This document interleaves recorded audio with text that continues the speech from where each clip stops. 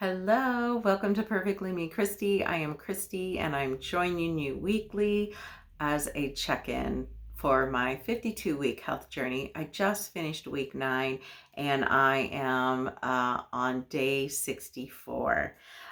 For any of you that haven't been joining, I was inspired by Marcy over at Scho.Fit, SCHO.FIT. You can find her on her own YouTube channel. She's got lots of content, great workouts, health talks, and all of that.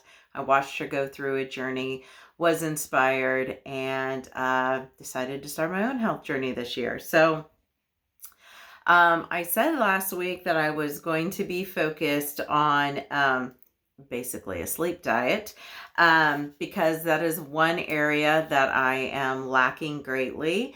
And I have been doing a lot of research on how lack of sleep can affect your health and how it can hold on to your excess body weight, let's just call it. And I have been in a stall, and that number on the scale is not dropping. But as many of you know, this is a health journey for me. It's not a scale journey for me. I know that the scale is going to adjust once my body is in the right space in all of the health categories. So I'm a great eater already. I try to always fuel my body. I am focused on cellular health. So that is what the foundation is for me. I do exercise, which I have been changing that word to movement. So my movement throughout the day is great. And I'm averaging about 6 miles a day, just walking. I'm not trying to stress my body out at all.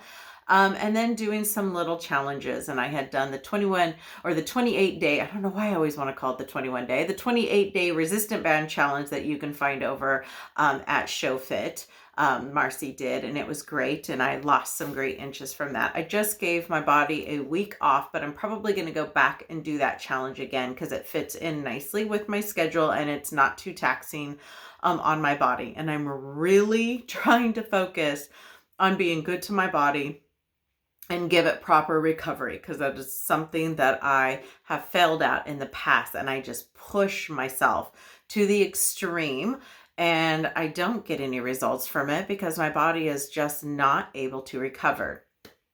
So with that said, going through my different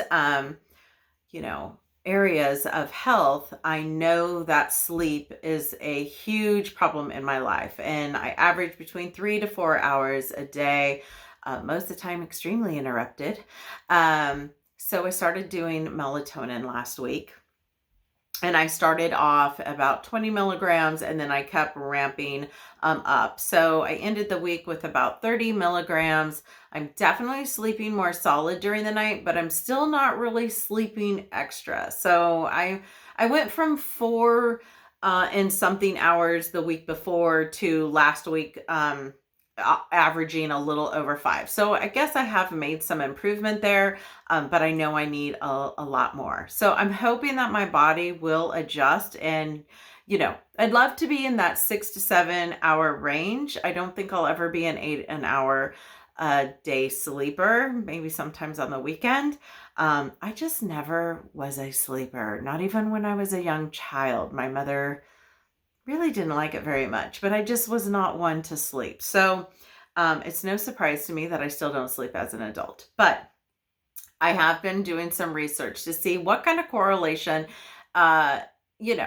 is with lack of sleep and weight, because I am doing all the right things and I still, even though yes, I'm losing inches and I'm feeling better and everything's going well, I just have a hard problem at any time of my life when I've been on this journey that I just don't see the numbers on the scale going down. So if you're not getting enough sleep, it does affect your insulin levels, and you're going to find that the hormone that you need to process your starches and sugars and food into energy is not working properly. So lack of sleep can cause it to drop by 30%. Um, and so if you continue to not have sleep over and over and over again, you're going to cause your body to be holding on to the fat. Okay. Um, and you mess up that metabolism. So it just hampers the metabolism to cause either weight gain or for you not to be losing weight. So not that getting a lot of sleep will help you lose weight, but lack of sleep will keep you from losing weight, if that makes sense. So I think I'm on the right track of making sure this month's focus is on a sleep diet, and to see if that can start helping me move forward in this next phase, because I'm 9 weeks in and I really have some goals that I want to maintain. And if I can keep on track, I should be able to accomplish those goals by September. So this weekend I was kind of calculating all the numbers in my head because that's what I do. And I was like, oh my gosh, I am really worried now because I've kind of stalled that I'm not going to hit this number and this goal line date by the time that I had worked it all out. So I'm very goal driven. And so I'm just kind of freaking myself out. So I'm just kind of trying to step back. I actually even had a nice little talk with Marcy today and just said, I'm freaking myself out. She's like, stop and be nice to yourself. You're doing an amazing job. You work out, you have a lot of movement, you eat healthy. We got to work on your sleep. So I'm really working on it, guys. The other thing that I'm going to be doing, and I've mentioned this before, that I think, just being in the mindset that I am, and have been so strong in the last 9 weeks, came from that De-Stress December challenge where there was a lot of journaling. So I've made a commitment to myself, and I got myself actually was gifted to me by my neighbor, a beautiful little journal. And I am putting a system in place for myself, and 5 habits daily, and they're going to be habits that I can incorporate into journaling. And the first habit is it's an acronym. It's called SAVERS, and it's broken down: S for silence, A for affirmation, V for visualization, E for exercise, R for reading, S for scribing or writing. So I'm going to make sure that I start my day out with silence. I'm one that likes to just get up and jump up and go. A lot of my friends joke and, they'll be like, oh, do you want to do something at 9 o'clock, or do you want to go hike the mountain? And they'll be like, oh, well, 9 a.m. Christy's already did a whole day's worth of everything. So it's true. I like to go, go, go. So I'm going to just step back and be silent and just kind of enjoy the moment and the day and just process. I'm not going to sit there for an hour, but I'm going to take a moment to really take in the day and give myself a quiet moment, because I'm not one that allows myself very much quiet time. So I'm trying to really retrain myself and just give myself back some of that time. Affirmation. I love positive quotes and all that, and I tend to post that daily. So that's kind of already part of my world. But I'm going to make sure that I am really connecting with some affirmations every day. Visualization. I need to start visualizing. I visualize a lot of things in my life for growth and opportunity and all that, but I need to start putting me personally in those visualizations. So I'm going to be working on that. Exercise. I already have that part of my routine, so that's not a big deal. Reading. I'm not a big reader. I'm dyslexic, and so it is hard for me to read and process. But I'll do short little things. So I'll probably be reading is going to be me reading the affirmation. And then scribing, writing down. And I'm going to journal in the morning, just jotting some stuff down, and I'll be journaling at night. Habit 5 is going to be schedule what matters most. So this is going to be in the morning. I'm going to be looking at my schedule and what the day has laid out for me, and I'm going to schedule what matters most. I think so much of our day we lose control because others feel like what they need from you is way more important than what you need for yourself. And so I'm, again, going to be taking a step back and just kind of gaining my own time back. I really don't think I've ever had much of my own time. Even as a young child, there was a lot going on where I cared for youngers, and I lived in a very dysfunctional environment a lot when I was a little girl. So it was all about making sure everybody else was okay. So I'm going to be working on just gaining my own time back, and what needs to happen for me. And honestly, guys, this last 9 weeks, I have not allowed anything to come in the way of my health journey. So I'm super proud. So I think I can really just move this even further along, and work on some other things in my life that I need to just really get focused on. There's a lot of clutter in the way that just have became routine, and I need to make those changes, and I think I'm in a space where I can do that and feel good about it. This is huge for me. Habit number 3 is focus on what you can control. And if we didn't learn anything from what we've been through in the last year, we got control over nothing, so honestly, that is one thing that I'm very grateful for. This has been a very stressful year, but I had a little aha moment with probably 6 weeks in to COVID, when things started really shutting down and really affecting my work life. And I'm just used to being the one that can solve all of the issues and problems for my client base. And I had no control. It didn't matter how badly I wanted something to happen. I was unable to connect the 5 million dots that I normally can connect, because there was so much going on that was stopping all of it. And that was really hard, but it was really good too. And it really has kind of made me have a little bit more sense of zen because I don't have a lot of that in my life.